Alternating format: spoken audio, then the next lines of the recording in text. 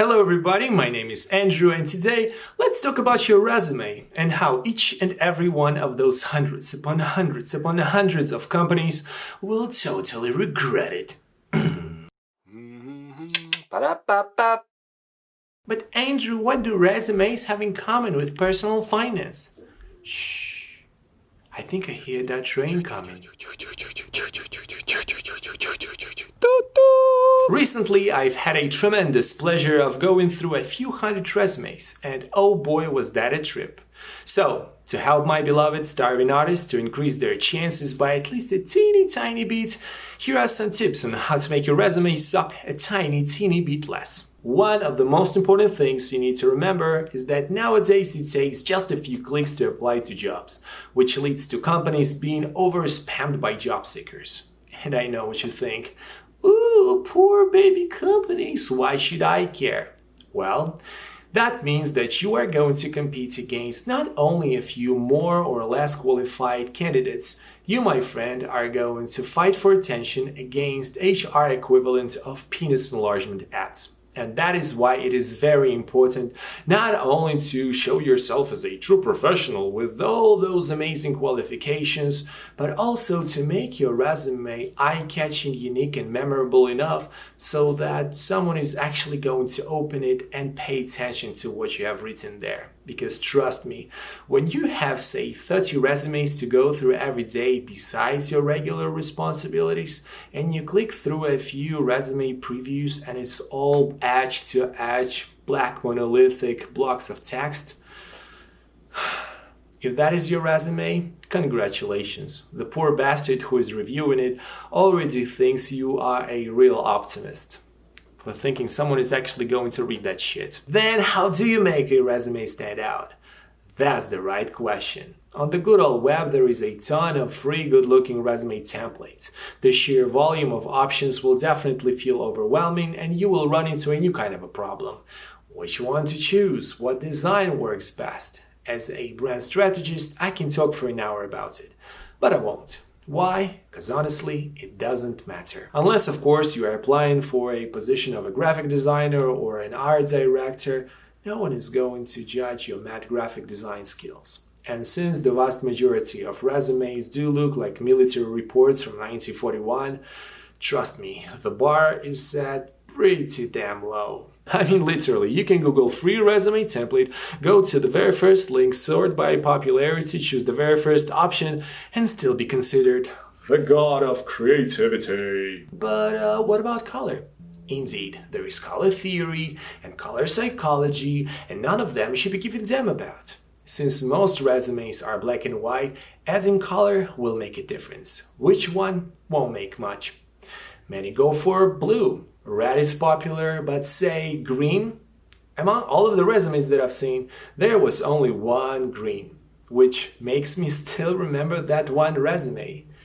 Plot twist, that person did not get the job, which once again proves that no cheap trick is going to make up for a lack of education and experience and a pair of huge... Let's talk about the header, starting with your name. You have a lovely name, and I'm telling you, it does deserve to be at least slightly bigger than the rest of the text. Whether you're going to align it to the left or to the right, or leave it floating awkwardly in the middle, no one really cares. Next, your phone number. Sure, throw in one. Not two. No separate home, office, fax, toll-free, or hearing impaired line. What about an email? Of course, just not something weird like sailormoon69@aol.com. If you have a personalized email like hello@yourlovelyname.com, that's great. Should you buy one just for that purpose? I don't think so. Wait. What is that? You have a personal website? I love you already.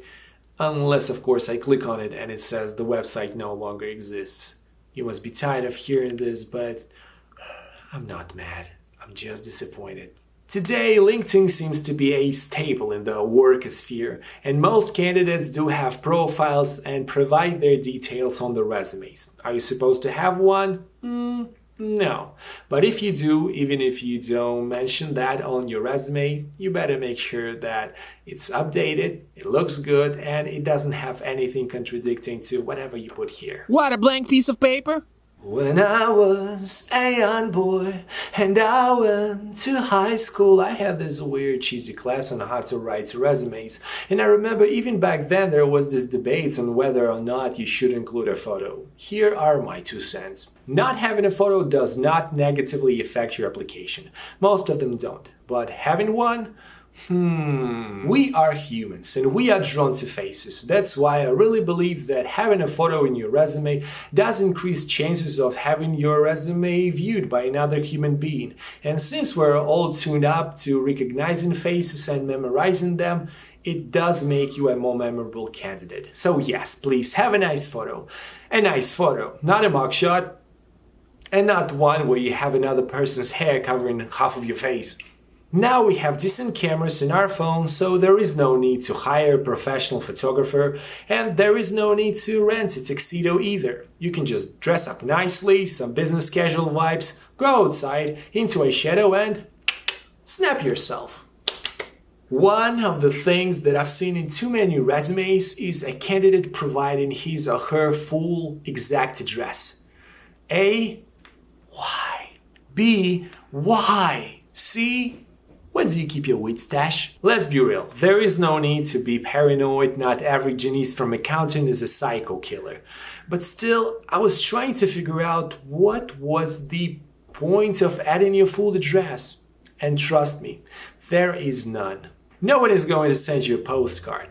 And when you are applying for a job, the recruiter by default thinks that you are able to come into the office unless it's a remote work, whatever. So not providing your address does not raise any concerns. But when you do give your address and the recruiter sees that you are an hour and a half, or even 2 hours away, there will be some thoughts on whether or not you will be able to make it. Oh, you were able to relocate. What a shame you were not able to explain that in person. In case your most recent or current job is in another city or state or a galaxy far, far away and you are here, alright, tell them that you are in the city where the office is or somewhere close. Otherwise, Oh, and you guys, could you please remove your date of birth? As for the rest of the structure of the resume, I've heard so many opinions. Dude, you should put the skills first. No experience, no your education. I think we can all agree that the most important thing about you should go up top. And I think you, only you, will be able to tell what sells you best for that specific company to that specific job. You studied in Harvard? Pop, pop, pop, pop, pop. Worked at Chipotle? What should be in those? Name of the company, name of your position, from, to, and the key responsibility of yours.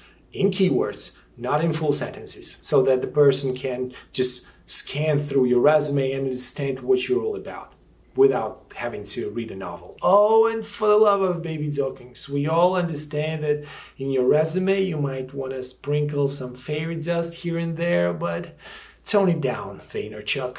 And maybe don't use words like visionary, especially if you graduated a month ago and your work experience is Also, an interesting question, should you include shitty jobs? I used to think, no. Now, yeah. You see, having a shitty job does tell a lot about you and your work ethic.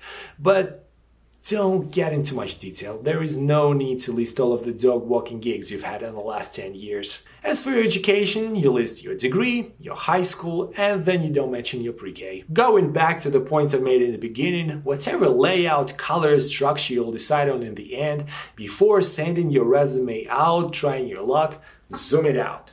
And honestly ask yourself, will this make another human being go, okay, one more before lunch? Or go, I'm too old for this shit. I hope this video has given you some direction on how to go about creating your own resume. In the next one, we'll talk about how to apply to jobs. Thank you. Signing off. Kapow!